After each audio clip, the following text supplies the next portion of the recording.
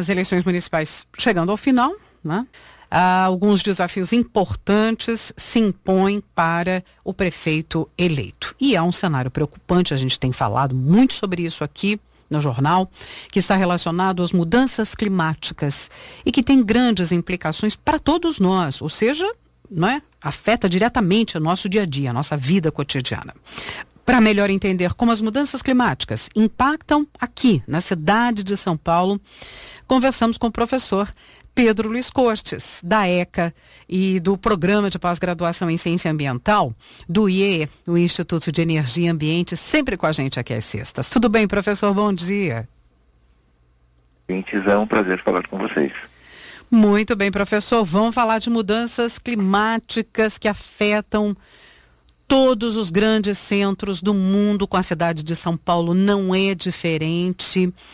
E aí a gente quer entender, para melhor entender, né, os impactos das mudanças climáticas na cidade de São Paulo, a gente precisa fazer algumas considerações e tem a ver com um grande centro como São Paulo, em que os desafios não são do tamanho da cidade, né? Exatamente, Roxane. O que nós temos hoje é que as mudanças climáticas, elas são uma realidade na cidade de São Paulo, né? Elas não são uma possibilidade, uma aposta para o futuro. Mas para que a gente possa compreender melhor os impactos dessas mudanças na cidade, a gente precisa dar conta aí de alguns números.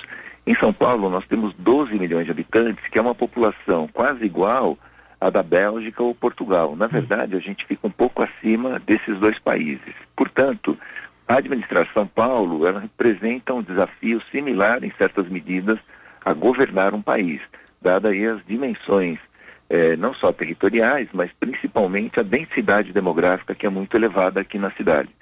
E na média, o volume anual de chuvas, ele vem aumentando ao longo dos últimos 87 anos, porque foi a partir de 1933 que começaram as medições na estação localizada no bairro da Água Funda, que já são medições realizadas, né? Essa estação ela é administrada já há um bom tempo pelo Instituto Astronômico e Geofísico. E essa chuva, ela está mal distribuída neste século. A gente vem enfrentando períodos muito intensos de chuva associados a longos períodos de estiagem. Ela não tem uma distribuição regular. Com a temperatura, vem acontecendo algo similar. A temperatura média vem crescendo e isso tem gerado, dentre outras coisas, um desconforto ambiental, um desconforto para as pessoas muito grande, diante aí de recordes que vêm sendo batidos ano a ano. E como resultado disso, a gente tem que as áreas de risco de deslizamento, elas ficam ainda mais vulneráveis. A gente vem enfrentando mais alagamentos e enchentes, né? Vídeo que ocorreu em São Caetano e parte de Ipiranga no início do ano passado e que se replicou novamente este ano, né, antes da pandemia.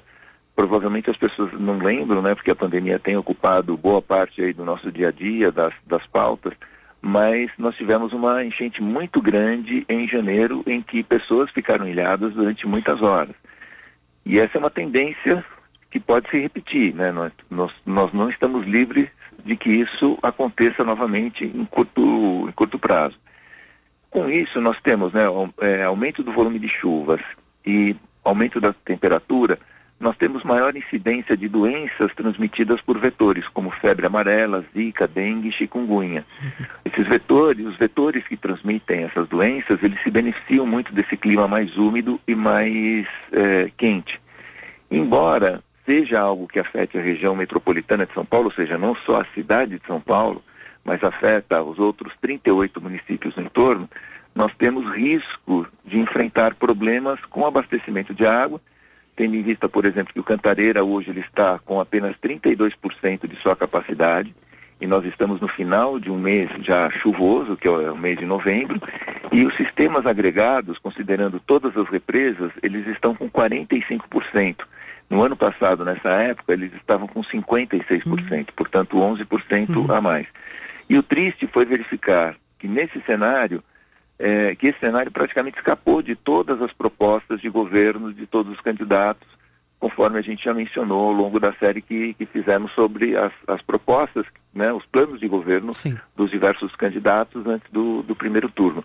Alguns candidatos tangenciaram alguns aspectos das mudanças climáticas, mas fica fácil perceber que esse tipo de proposta não entrou efetivamente na pauta dos diversos candidatos e candidatas.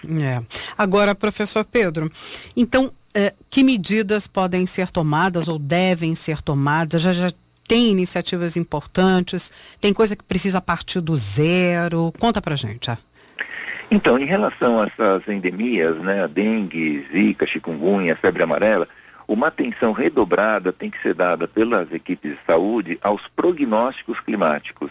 Saber, olha, como é que vai ser a nossa primavera, como é que vai ser o nosso verão, vai ser um pouco mais seco, vai ser mais úmido, mais chuvoso, porque isso pode orientar a dimensão que o problema pode assumir em São Paulo e aumentar as campanhas preventivas conforme a necessidade e também as visitas a campo, no sentido de verificar aí os criadouros, né, desses vetores. Então, olhar o prognóstico climático é extremamente importante para todos que trabalham com administração pública.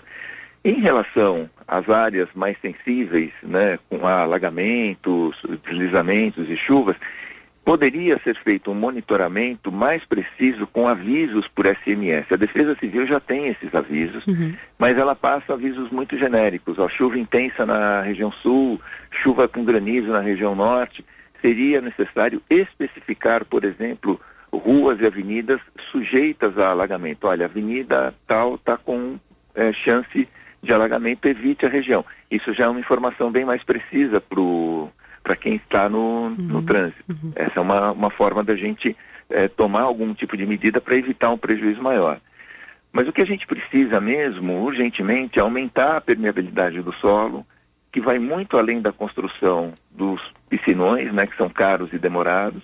Não exclui a construção de piscinões, mas a gente precisa aumentar essa permeabilidade, e para isso a prefeitura poderia utilizar o chamado IPTU verde. Esse IPTU é um instrumento que a partir do qual ela dá incentivo para que as pessoas adotem algumas das seguintes medidas. Por exemplo, dá um desconto para quem tivesse a calçada com blocos intertravados, né? São aqueles tijolinhos que ficam intertravados, ela não é uma calçada cimentada, porque eles permitem que parte da água da chuva vá para o subsolo em lugar de correr diretamente para a galeria de águas pluviais. Adotar o mesmo recurso, ou seja, dar desconto no IPTU para quem plantar árvores nativas ou desenvolver jardins lineares nas calçadas que tem espaço para isso, incentivar a coleta de maneira correta de água de chuva para que ela possa ser utilizada na limpeza de pisos, de quintais. Muitos condomínios já vêm fazendo isso desde a crise hídrica, né? E isso tem dois benefícios. Evita que essa água da chuva corra diretamente para as galerias de água pluvial e para os córregos. Quer dizer, você retém uma parte dessa água, diminui a demanda, né, desses rios e córregos, ajuda a reduzir enchentes e alagamentos, e você pode utilizar essa água, né, desde que tomada aí devidas providências, para a limpeza de áreas comuns, né, pisos, quintais, e isso também evita o uso da água tratada da Sabesp para fins considerados não nobres. Então, ajuda também nessa questão do abastecimento urbano. E as pessoas, na verdade, elas poderão argumentar, né, que essas medidas são pequenas, são medidas isoladas, tal, mas na soma dos imóveis, isso poderia ser uma contribuição importante. Quer dizer, a minha casa, a sua casa isoladamente, não vão representar uma contribuição significativa. Mas se nós conseguirmos desenvolver isso em várias residências, em diversos bairros, aí o cenário começa a mudar.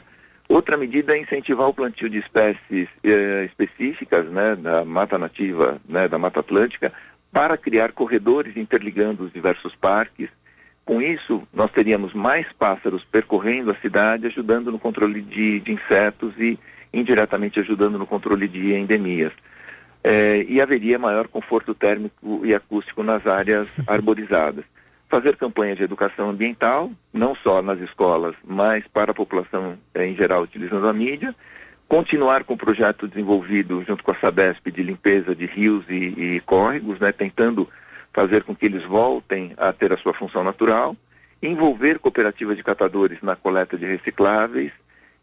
Isso é uma experiência muito exitosa, inclusive realizada parcialmente em São Paulo, e ajuda a reduzir o descarte indevido de resíduos e o combate a pontos viciados, porque esses resíduos eles acabam muitas vezes indo para as galerias de águas pluviais. Sim. Enfim, Roxane, as mudanças já são uma realidade entre nós, não é uma aposta para o futuro. E essa é a nossa realidade e é com ela que a gente tem que lidar, né, e com a qual a administração da cidade tem que lidar, porque senão nós corremos aí o risco de sofrer sérias consequências, como já estamos sofrendo aí ao longo dos últimos anos. Né? Ou então agir em cima do ocorrido, que aí o efeito é bem menor, né, do que prevenir, exatamente. do que ações preventivas. Exatamente, prevenção. Professor Pedro Luiz Cortes, da ECA, do PROCAN, que é a pós-graduação, né, do Instituto de Energia e Ambiente. Tem um canal no YouTube, O Ambiente é Nosso Meio. Lá você também encontra as nossas conversas semanais, assim como em nosso portal jornal.usp.br. Muito obrigada, professor. Eu que agradeço, Roxane, um bom dia a todos. Até.